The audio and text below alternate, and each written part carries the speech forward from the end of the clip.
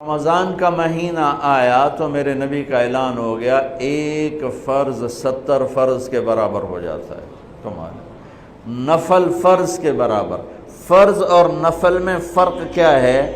حضرت علی ہی کا فرمان ہے کہ جس شخص نے ایک فرض روزہ چھوڑ دیا پھر قیامت تک اس کی قضا میں نفل روزے رکھتا رہا تو ایک روزے کا یہ سارے روزے بدلہ نہیں ہو سکتے. ایک نماز چھوڑ دی اور پھر اس کی قضا میں قیامت تک نفل پڑھتا رہا تو فرض نماز کی ایک رکعت کے ایک سجدے کے برابر بھی نہیں ہے. فرض میں اتنی طاقت ہے. تو اللہ کی رحمت کیسے متوجہ ہوتی ہے کہ رمضان کے مہینے میں اللہ فرماتے ہیں میرے محبوب کی امت ہے ایک فرض کو 70 کے برابر کر دو، اور پھر فرماتے ہیں نفل کو فرضوں کے برابر کر دو، اور پھر فرماتے ہیں جو رات کو تراویح پڑھے گا دن میں روزہ رکھے گا آخری رات اسے ایسے دھو کے پاک کر دوں گا کہ اس کے ذمے گناہ کا ایک ذرہ بھی باقی نہیں بچے گا. سب گناہ اللہ تعالیٰ اس کے معاف فرما دے گا. اور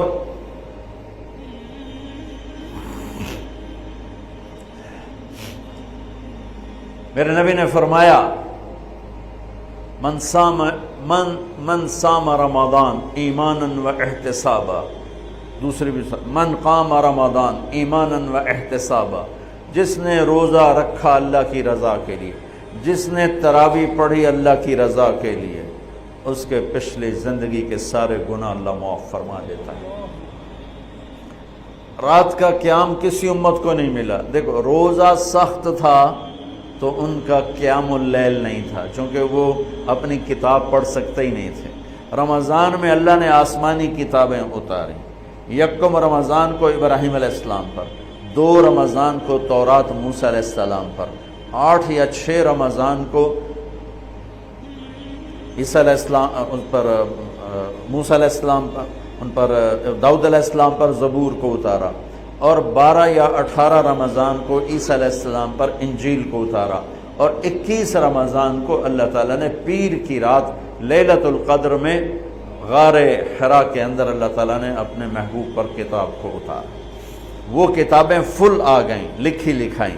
قرآن فل نہیں آیا، قرآن صرف ایک سورت کے 19 الفاظ آئے بس، اور پھر 23 برس میں قرآن اترا.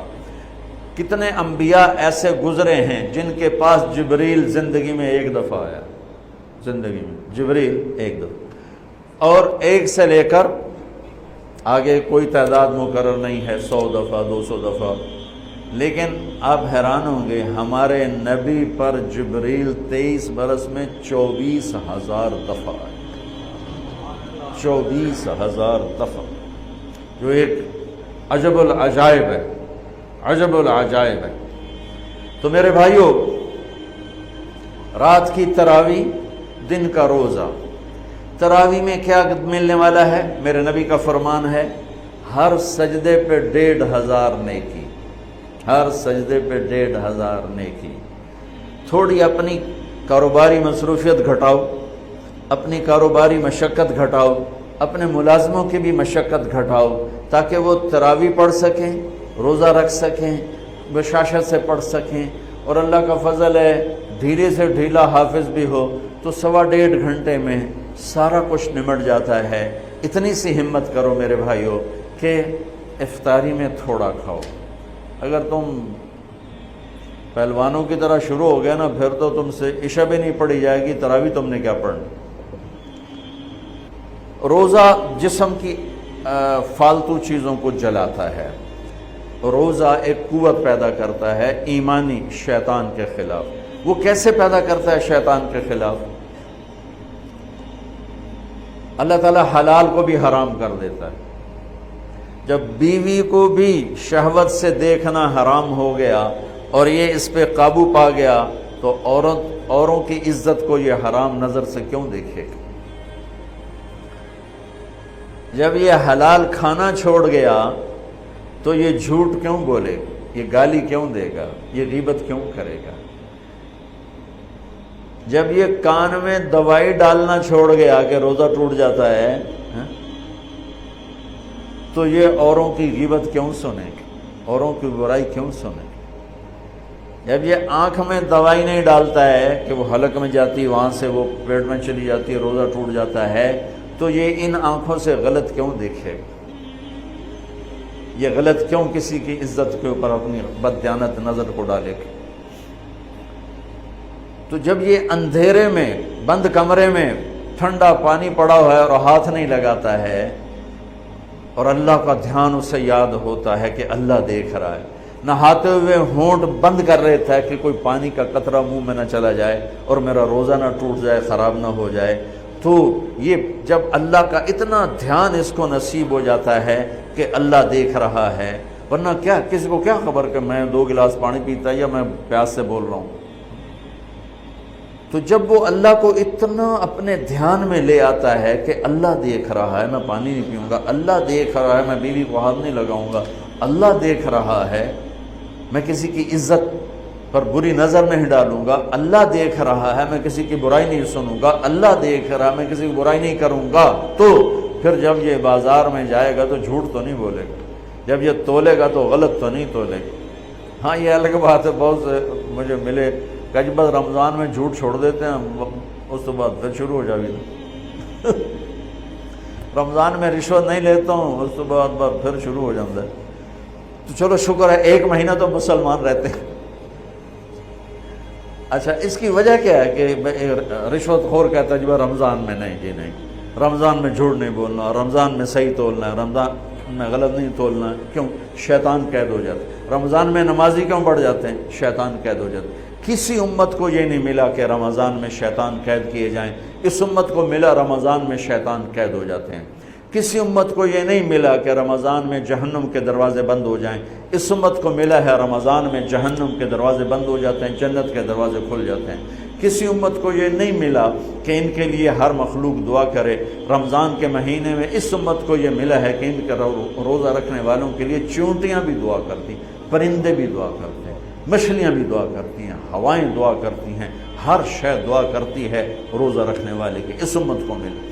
کسی امت کو یہ نہیں ملا کہ آخری رات ان کی سب کی بخشش ہو جائے، اس امت کو ملا ہے کہ رمضان کی آخری رات سب کی بخشش ہو جاتی۔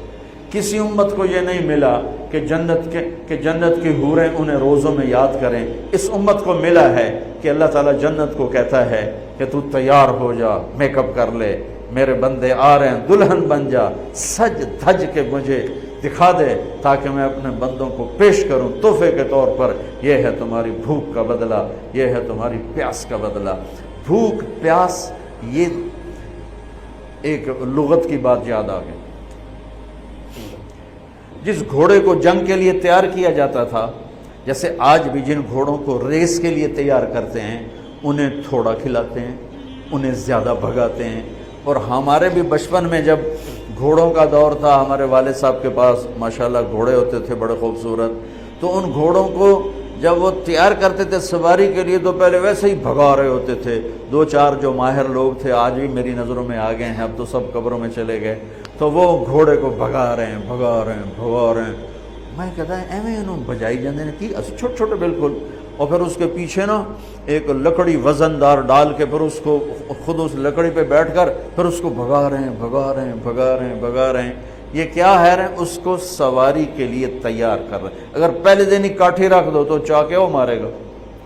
تو جس گھوڑے کو جنگ کے لیے تیار کر دیا گیا ہو، یا آج کے دور میں سمجھ لو جس گھوڑے کو ریس کے لیے تیار کر دیا گیا ہو کہ یہ ریس کے لیے تیار ہے، اس کو کہتے ہیں خیل صائم، فرس صائم، روزے دار گھوڑا۔ روزے دار گھوڑا کا کیا مطلب ہے؟ کہ یہ گھوڑا بھوک برداشت کر سکتا ہے، پیاس برداشت کر سکتا ہے، لمبی ریس کی تھکن برداشت کر سکتا ہے، دشمن سے بھڑ جائے تو تلواروں کی کاٹ برداشت کر سکتا ہے۔ اس کو خون بہتا بھی دکھایا جاتا تھا، گھوڑے کو خون بہتا دکھایا جاتا، زخم لگا کے اوروں کو، جانوروں کو زخم لگا کے دکھایا جاتا تھا کہ اس کی آنکھ زخم دیکھے، خون دیکھے۔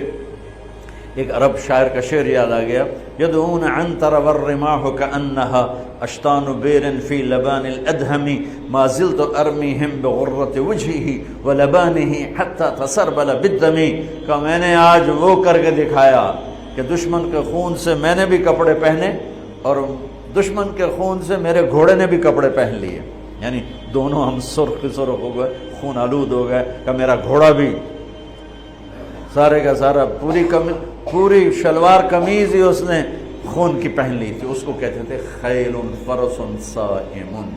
تو یہ روزہ ہمیں جنگ کے لیے تیار کرتا ہے، کون سی جنگ؟ شیطان کے خلاف۔ اور دوسرا کہتے تھے سامت الریح،